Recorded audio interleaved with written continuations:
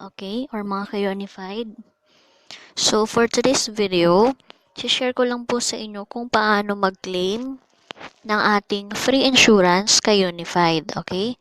So, ito po ay kung sa mga bagong member po ng unified na wala pang free insurance,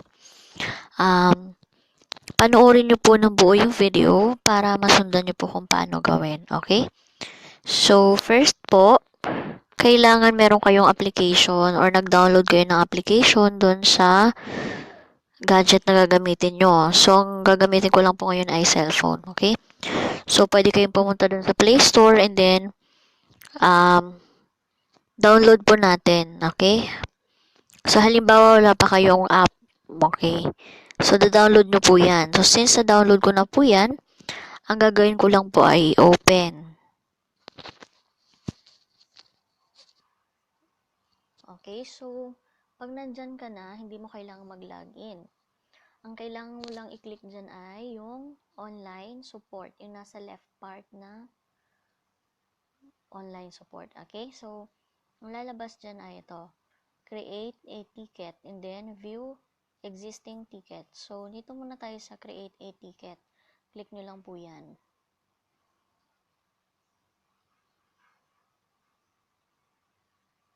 So, wait po natin siya habang naglo-loading. Medyo mabagal po yung internet. Ayan. So, ayan yung makikita nyong form. So, fill upan lang po natin yan. So, first, fill up po natin yung pangalan. Yung pangalan na naka-register po dun sa account nyo po. Okay? And then next, ano yung email na ginamit nyo dun sa account nyo. So, ayan. Type lang natin. So, make sure po na lahat ng details nyo ay tama para hindi na po kayo mahirapan halimbawa gusto nyo mag-renew, hindi po kayo mahihirapan, okay? So, confirm nyo lang po yung Gmail. I-retype lang po natin. Ayan.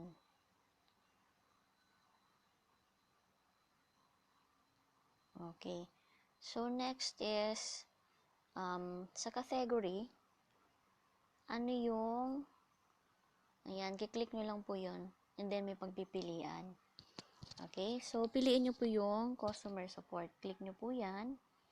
And then, priority ay lagay natin sa high. Okay? So, please check. So, alin dyan? Ikaw ba yung may-ari ng account o hindi?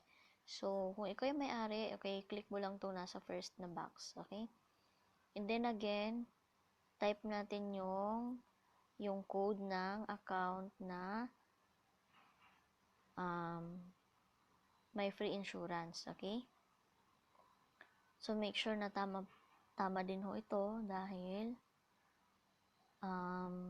double check po yan doon bago gumawa ng or magawa yung inyong insurance. Okay? So, ayan. Then, message po natin. So, dear CSR, ayan. And then, type nyo po yung ano ba yung kailangan nyo. So, I want. So, since mag-claim tayo ng insurance, lagay nyo dyan yung I want to claim my free insurance. Okay? And then, next, baba nyo lang. Type mo yung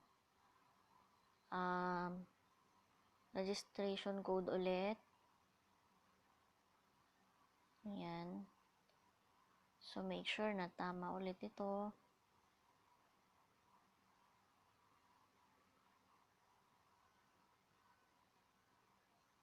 Ayan. So, next is, ito yung details. Kailangan tama din dyan lahat. So, ayan.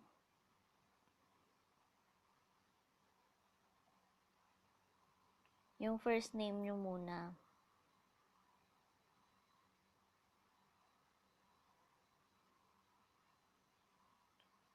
first name. Okay? So, type nyo dyan yung first name nyo.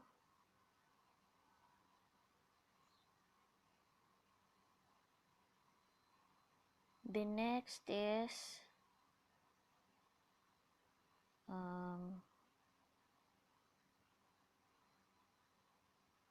yung middle name.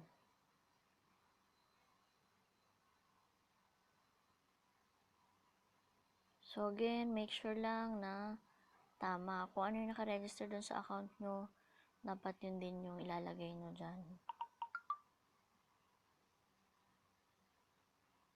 Ayan. Last name.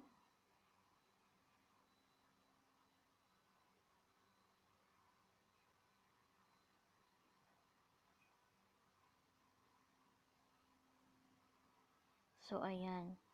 After last name, type nyo po yung inyong birth date. Okay? So, kailangan din to tama.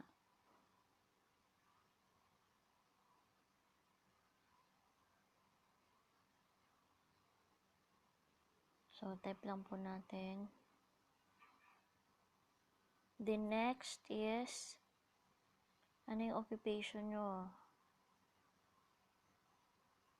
So, yung mga nasa abroad, kung ikaw ay OFW, then teacher ka, huwag mo na lagyan ng OFW, teacher na lalagay natin.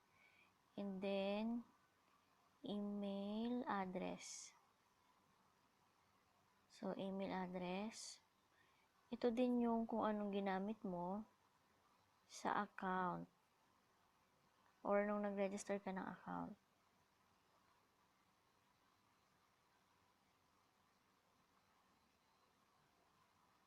So, make sure lang natin na tama lahat. Ang bagal ko mag-type. Okay, so next is ito naman yung tungkol sa beneficiary mo. Pwedeng nanay mo, tatay mo, asawa mo. Ayan, so first is beneficiary's first name. So, ano yung pangalan niya? Next, middle name. Type nyo lang po.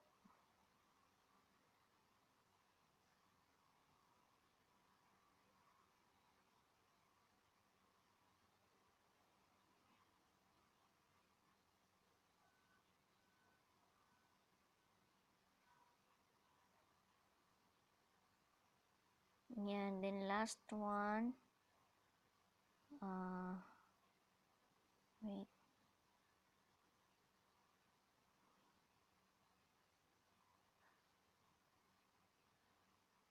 Niliit po talaga. Hirap makita. Okay. So, last is yung last name ng beneficiary nyo. Okay. So, make sure lahat tama nang na-encode natin. Wait, bakit nagkaganon? Okay. Then, pag na-check nyo naman, double check natin kung tama lahat. Ayan. Yun.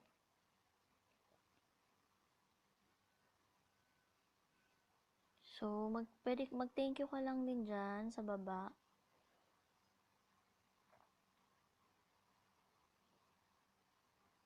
Thank you, and then, name nyo, or kahit wala na. So, this is optional lang naman.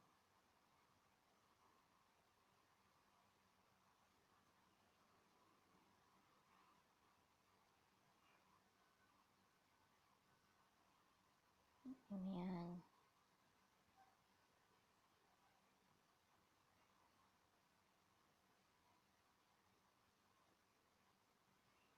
So, next is, huwag ka nang pumili ng file.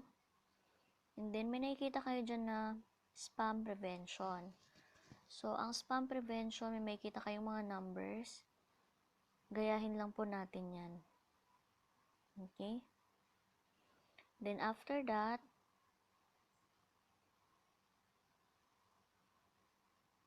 So, ayan. So, before submitting, please make sure the following. So, kailangan na fill out mo lahat ng informations and of course, kailangan lahat ng informations mo ay tama. Okay, so double check natin. Ayan. Double check lang natin kung tama. Liliit niya kaya ang hirap i-check. Ayan. Okay, so tama naman lahat. Then after that, click nyo lang po yung submit ticket. So ayan, click na po natin. And then, pag na-submit nyo na yan, merong lalabas na reference ID or yung number. A few moments later. Hello po. So, for today's video, i-check po natin kung i-review po natin yung existing ticket para malaman po natin kung ano yung reply ng CSR regarding sa ating free insurance. Okay? So, click nyo lang po yung app and then online support. Then, view existing ticket. So, ito yung binigay sa akin na reference number.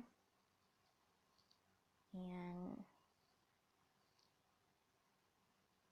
Check lang po natin. To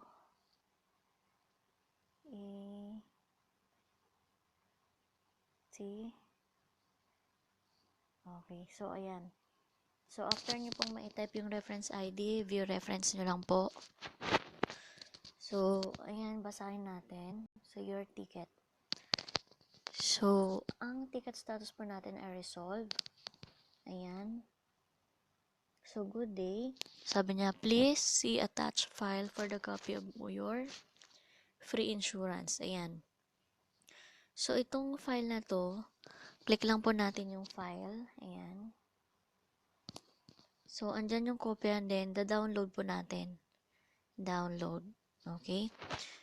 So, punta po natin doon sa download. Kung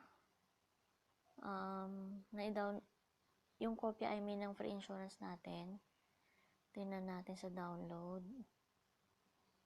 Ayan. So, open. So, ayan guys. Ganyan lang kadaling claim yung inyong free insurance sa Unified Products and Services or UPS. So, ayan. Papaprint nyo na lang po to, then pirmahan nyo na po.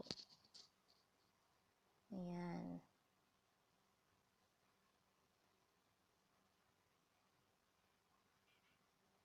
Ayan. Signature over printed name of the insured. Ayan. So, kailangan yung pirmahan agad. Pagka-print, then pirmahan. So, thank you so much. And sana meron po kayong natutunan sa video tutorial ko. And then, wag na rin pong kalimutan na mag-like, share, and subscribe para po updated kayo sa mga susunod ko pang videos. So, that's all for today. Good more earning.